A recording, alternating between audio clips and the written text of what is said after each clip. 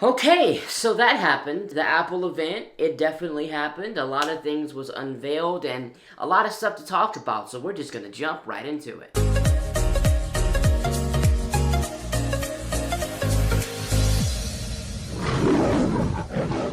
What's up, my fellow techies? It's TechRoy here. Welcome to another video. Man, so the Apple event 2019 just finished. It is absolutely packed with a whole bunch of different releases and a whole bunch of things that Apple announced. And I just gotta say, starting off, I cannot believe that CoinX, the Twitter handle that it had so far a 100% track record in terms of predicting things, totally released this tweet that says, but there's one more thing from Steve Jobs, and there was not a one more thing. I was like freaking out over the one more thing, because that could literally be anything. That could be AR glasses, that could be, the towel tracker, even though that's not really like a big thing, HomePod Mini, the MacBook 16-inch, whatever. But nothing happened. It was not a one more thing. I was really anticipating it, and nothing happened. So CoinX, you are a troll. You didn't say specifically that there was going to be one, but you strategically said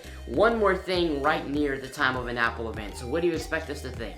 Anyway, so I don't even know if I'm going to even trust anything he says anymore. So yeah, the iPhone event, the 2019 keynote has just been wrapped up. Apple announced the iPhone 11, the iPhone 11 Pro, and the iPhone 11 Pro Max. But before they did that, they started off kind of getting all the fluff. I'm sure you guys know with every keynote, there's gonna be fluff. They're gonna have all this, Apple, we take customer satisfaction as the number thing that we want. We put the customer at the center of everything that we do.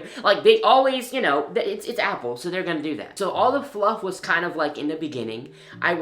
Those game demos were killing me with the frog game, and then there was this Skyrim looking game.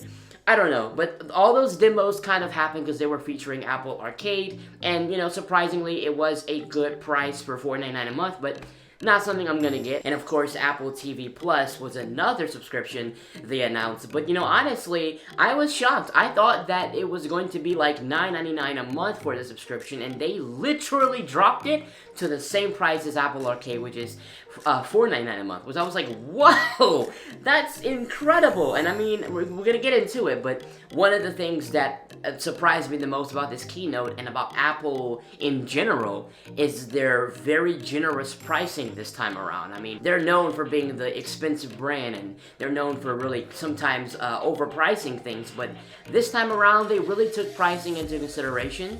They kept pretty much everything the same price, and they've even reduced prices for some of the previous releases for different products. So I was really happy about that. So after they got all the fluff out of the way, they went into the iPads. Of course, there was an iPad refresh, and they released the 7th generation iPad. And you know what? It was not exactly the biggest jump in terms of upgrades. It was very incremental, but again, they kept the prices at a very decent range, and I think it was the exact same price as the previous model. But now, of course, it has the smart connector that they added to it, up to 2 times faster than the top-selling PC. It nearly has 3.5 million pixels, and of course, the display is even bigger. It has a new, larger 10.2-inch Retina display. So that was a pretty incremental upgrade in terms of design, because it looks the same it looks like the same as the 6th gen, but there was some internal upgrades that was added to it, and of course the display was upgraded, and the smart connector, which I love. I'm just gonna grab this because it's in my reach. I have my iPad here, and the smart connector is life, because that is the best thing ever. You don't ever have to charge your peripherals or any type of accessories you want to use with it in terms of keyboard, because the smart connector powers from the iPad. That's one of the best things about the iPad Pro, and now they've added to the 7th generation iPad, so that's really awesome. Of course, just like the previous iPad, the new one, the 7th gen, is going to be $329, so that's what it's going to start at, and I'm going to be honest, that's a great price for a 7th gen iPad. So then they moved on from the iPad. Of course, they did talk about some health research that they were doing, but that, of course, for me was one of the boring parts of the keynote. I want to know what kind of innovations they've done to hardware, because that was their main selling point. Buy innovation only. That was what they said this keynote was going to highlight, and me personally thinking there was going to be a one more thing. I thought the AR headset was going to be the innovation feature, but no, that was the products that they were going to release, the main lines of the iPad, the Watch, and the iPhone. So, yes, they moved on to the Apple Watches. My goodness, Apple Watch Series 5 is been announced, and it's, yeah, you know what, one of the main features is the always-on Retina display, and of course it does have the LTPO display, which refreshes dynamically, and it does have an all-day 18-hour battery life, which I think is the same as the Series 4, but this time they have the always-on display, and they also kind of highlighted how they managed to get this to happen. There's some internal components that preserves power while also maintaining the always-on display. Personally, I don't really need that. I like the fact that this is off when I'm not looking at it. If I need to look at it for whatever reason, yes, I'll just flip my wrist like anybody would naturally do to look at a watch. So I don't think that's enough for me to upgrade. That's not like big enough. And personally, it's probably gonna bother me that it's not off. Like, I would probably turn off the feature anyway. But I like the Series 4. I think that was the most major jump up from any of the previous generations. Series 5 was also very incremental, but for those who really been looking for that always-on display, and they've been talking about that for literally years, now you have it, now you can upgrade it, now you'll be able to use that feature. So that's cool. They also added a built-in compass, which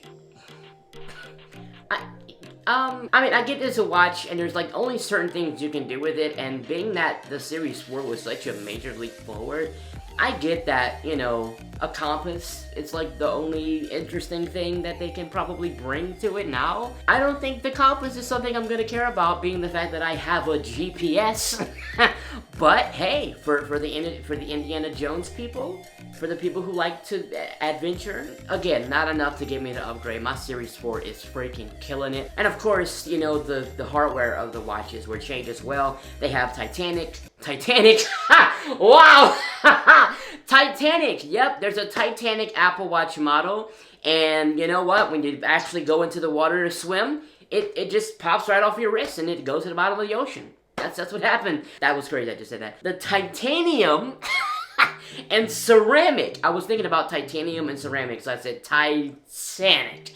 That was hilarious, because I'm a big Titanic fan. Anyways, but yeah, so titanium models and ceramic models are available, and you can go ahead and use those for the Apple Watch Series 5. Again, not gonna sell me, but it might sell other people. And you know, there's also people that have the Series 3, they got the Series 2 and the Series 1, and even the original Apple Watch. So, getting the Series 5 for the same price as the Series 4 with a couple more features, I'm going to say it's a pretty good steal for those who have not gotten the Series 4 yet. So, you know, honestly, I think that this entire event was really for people who never upgraded in the last event.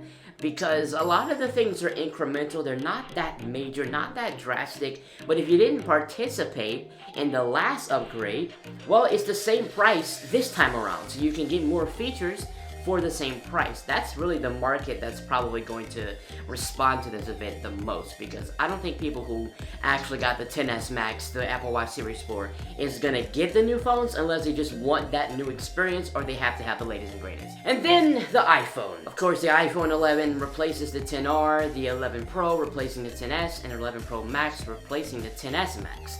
And that, you know, honestly, I thought they were going to discontinue the XR because of iPhone 11 replacing it, but they've managed to keep that in the line as well. So the iPhone 11 will, of course, have the single piece of glass for the rear casing, a 6.1-inch LCD screen, and a haptic touch, of course, because 3D Touch is dead, spatial audio, and, of course, dual camera system with an all-new wide camera, 100% focus pixels, and 3 times faster focus in low light. And, of course, it will come with Dolby Atmos, which is basically just a louder speaker. The iPhone 11 is going to have 1 hour more battery life life than the iPhone XR, which iPhone XR had the best battery life in any iPhone, so it's even better than what it was, which is like, now the iPhone 11 has the best battery life in any iPhone. It's freaking crazy. And of course, the iPhone Pro models were announced as well. The 5.8-inch and 6.5-inch models, same size as the XS and XS Max. I think my favorite thing about these models is that matte finish on the back. Man, that is awesome. But I think the biggest thing about the Pro models is, of course, the camera. Of course, it has the new wide camera, the telephoto camera, and the ultra wide camera with an 120-degree field of view, which I think is awesome. A 4x optical zoom range, 3 shots from one vantage point is what you can basically achieve with these 3 different cameras. So overall, I think, like I said, this is kind of like the event for people who never upgraded the last event. Because personally, the only reason I would ever get the new phone is if my phone breaks for some reason, or if I just want to get the new hardware. Like if I just want to get the A13 Bionic. But for me, everything that they've announced, it's not really enough for me to transition. But I think they're still going to make some pretty good sales, being the fact that you have people who still want the latest and greatest, and you also got people who never upgraded the last time around, and they want to get something good this time around. But overall, it was a great event. I had fun, it was good, but it wasn't as crazy and exciting as the previous event last year. But hopefully next year they surprise us, and hopefully we get the HomePod Mini, as the rumors have been saying, and the MacBook 16-inch, and of course they have the towel tracker. And man, AR glasses, Apple, I need you to release this. I thought the one more thing was going to be around that, maybe. I know the technology is still pretty early, but man, I was hoping, but hopefully maybe in the future we'll get that pretty soon. So that's all for today. That's pretty much of a recap of the event and what I think about it. I think it was pretty fun to watch. I'm all about that iOS life. So yeah, guys, that's all for today. Hope you guys enjoyed the video. If you did, please drop a like on it. If you're new to the channel, subscribe. I got more content on the way. So that would be awesome. And if you have any comments or any opinions about the new Apple event and the new iPhones and what you think about it, go ahead and drop those comments in the comment section below. And this is TechRoar, and I will catch you guys on the next one. Peace out.